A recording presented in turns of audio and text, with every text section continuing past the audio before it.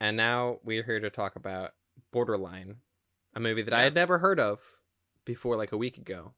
Mm-hmm. But so I have a story about how I watched this movie. Do Should we tell. start should Do we start tell. there?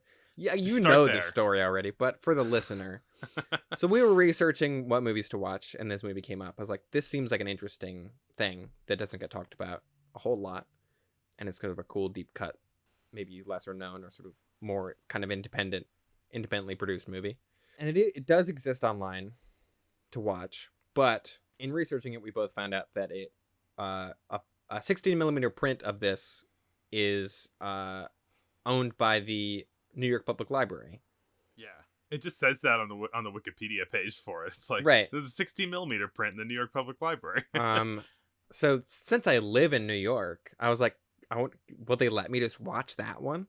And it turns out, yes, they will if you ask. Like I for somehow have gone this long without getting a library card at the New York Public Library. Shame. I had a Brooklyn Public Library card, but not a New York Public Library card.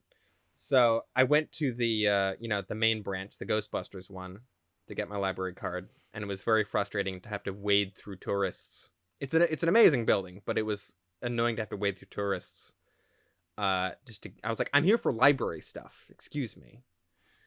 And then I found out that the print is not there. It's at the Performing Arts Library in Lincoln Center, which makes sense. So then I went up there, and the print actually hadn't shown up the day that I went, that like I set my appointment for. So I went back the next day, and the print had shown up. And yeah, I got a little kind of like private screening, a little room they have there, like just like a library room, but they have a projector. They have a screen. They had a bunch of old editing machines also, which is pretty cool.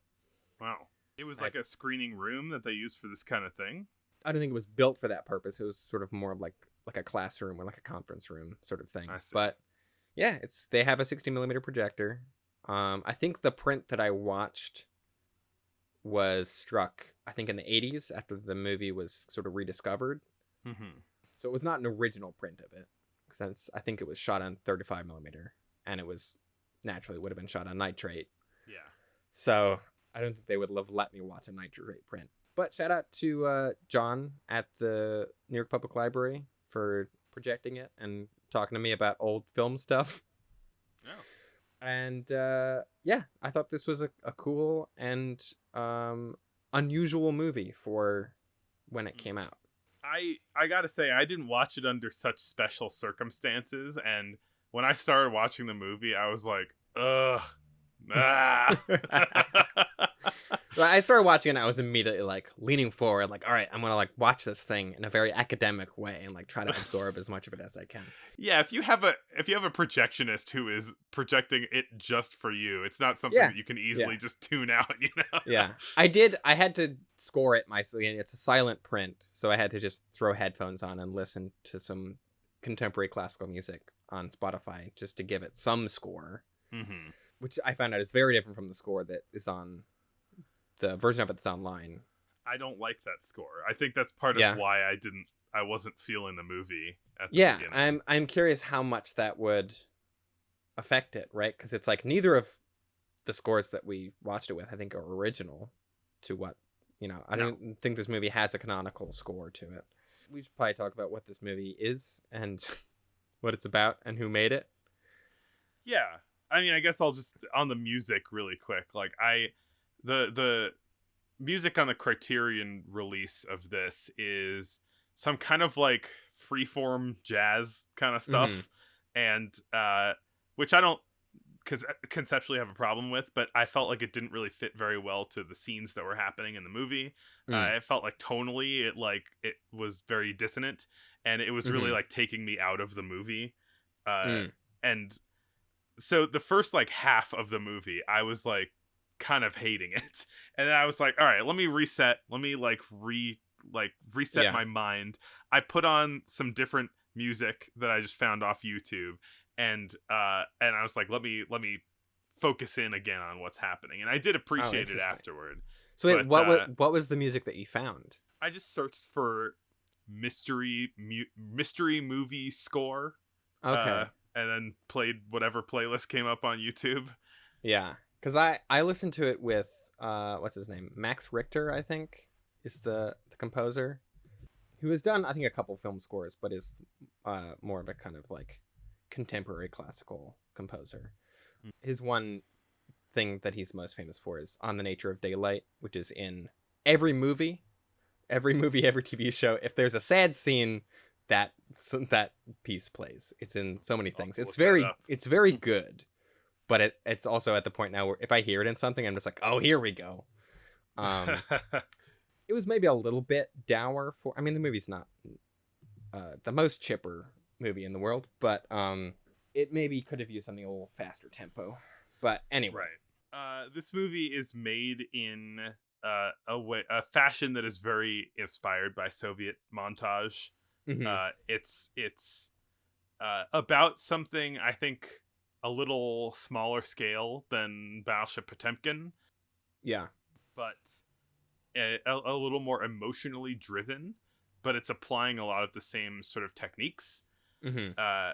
As far as like the quick cutting and showing parts of a scene to that are off the action to just kind of get a sense of what's going on, or like cutting to something that is sort of metaphorically resonant to what is happening in the main scene, and just having like a shot of something else.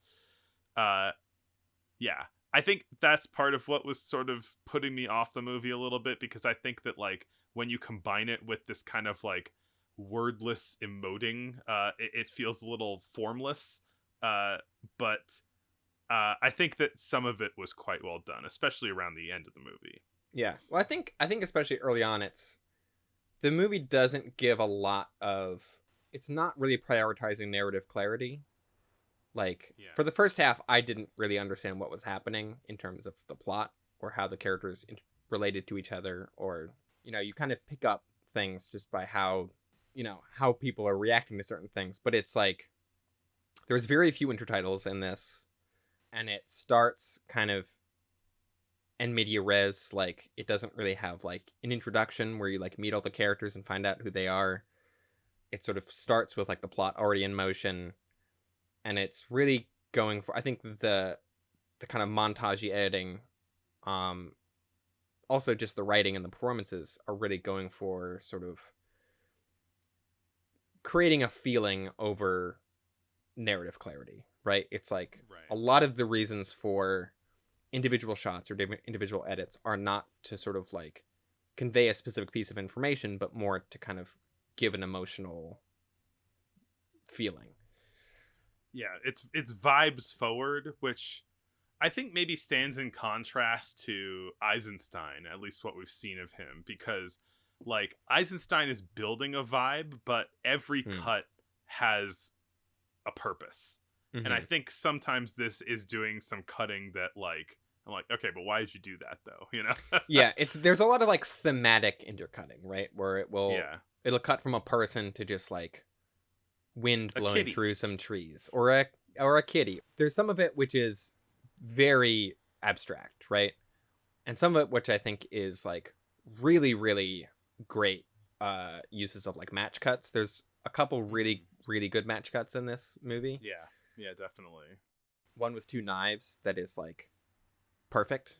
It is like a great example of what a match cut kind of should be. Yeah, from a scene of somebody kind of goofing around with a knife, and then another scene where someone is kind of taking a bloody knife that they just killed someone with and throwing it in a bucket of water. Yeah, it's so seamless, and it's like on the action so perfectly that for a split second you think that it's the same knife, and then you realize we've cut away to a different scene.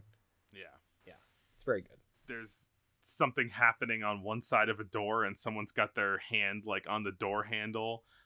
And then you are cutting to the other side of the door to a hand that's on the other side of the door handle to transition from one side of the door to the other, scene-wise. Good stuff. This movie was made in Switzerland, and it has a lot of, I think there's a lot of almost just like little kind of vignettes of like Swiss life, or kind of the landscape and the countryside of Switzerland, which, I don't know, I like landscapes. I appreciated that stuff. Yeah. It kind of reminded me almost of to make a comparison to like a contemporary or like a modern filmmaker, it has almost a sort of like Terrence Malick vibe I could see that. Yeah. in terms of like focusing a lot on just like the natural world and sort of like how the characters are interacting with it, and also just drawing parallels between people's state of mind and sort of the, you know, the landscape around them. People's state of mind and the way that reeds move in the wind. Boy, there were some reeds in this movie blowing in the wind, let me tell you. Which is, it's very cinematic. What can I say? Filmmakers love reeds, and you know what? Count me amongst them. Filmmakers, not reed lovers. Both, you know. Ah. Give me a good, yeah. give me a good Phragmites any day of the week. Phragmites Joe Young, the perfect confluence of filmmaking and. It's about a gorilla that likes brushing his hand through reeds. This movie is about racial prejudice Mhm. and love quadrangles. Yeah, As and many jealousy silent films are. Yeah. and yeah. There's a lot of there's just like a lot of like intrigue of like, I'm with this person, but I love this person, but that makes me jealous, so I'm going to confront this person about that. And that's like the meat of the movie generally. Yeah. And sprinkle in like how the two of the people involved are black in a white town, and that there are people who are not fans of them because they're racist. The movie makes that pretty explicit. There are some slurs thrown in there. So Yeah. if you wondered how racist the characters were, it's like, oh no, they know. About half there are so few intertitles in this that about half of them have the N-word in them. Right, it's like 2 out of 4. Yeah. Because I think if there's more than 4, it's not by that many. There might be like 6 or 7 total Yeah. at the most. This movie was made by a group of artists in Europe called the Pool Group that were mostly poets. The director of this movie, Kenneth McPherson, and then there were 2 sort of authors / poets who had their sort of writing monikers were HD and Breyer, but they had full names that I did not write down. Annie Winifred Ellerman and Hilda Doolittle. And they were the Pool Group, and they wrote intellectual essays and poetry and short stories. And Kenneth McPherson he was already a filmmaker when he made this movie, but this is his first and only feature film. This movie's about, it's like a little over an hour. And I can kind of see, this movie does have a bit of a kind of like European, like early 20th century, like intellectualist vibe to it, I guess. In terms of, I guess it's an avant-garde movie, right? And it's like playing around with very, at the time, like kind of cutting edge editing stuff. Mm-hmm. I think this movie formally, in terms of like the form of it, like how it's shot and edited and made, is way more interesting than most of their stuff that we watched from this year. Like it's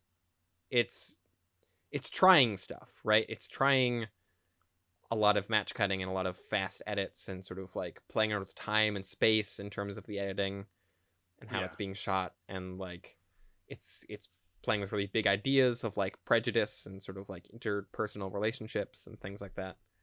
And it's doing it all without any hand holding. It's not trying to like set forth this like a clear sort of like narrative with it. It's like you said, very vibes forward.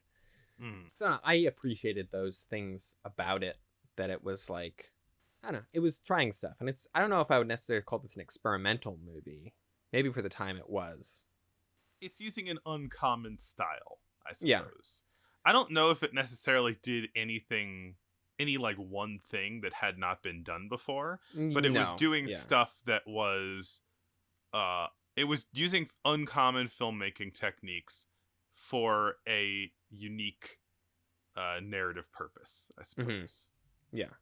I liked it. Yeah. I didn't like the first half because I'm a Philistine, and I did like the second half because I was like, ooh, a murder? A Moida. Yeah, there's a Moida in this movie. I would like to see this movie again. I only watched it once for the show, but like even immediately after watching it, I'm like, I feel like I need to see this again. One, just because I didn't really follow the narrative very well the first time, and I Mhm. think rewatching it with that in mind would be very helpful. There is Yeah. I couldn't find it easily. There is a like, I don't know if it's an essay or if it's just sort of like there's sort of a written piece accompanying the movie that was written by HD about it that I couldn't find anywhere online that I think is sort of meant to be a companion piece to it. As sort of like read this thing and then watch the movie Mhm. or vice versa. And I only watched the movie. So maybe there's a bit of, what's the thing when like the Matrix video game ties into the movie? Different media combining. Um, Transmedia, pan media. multimedia. I don't know.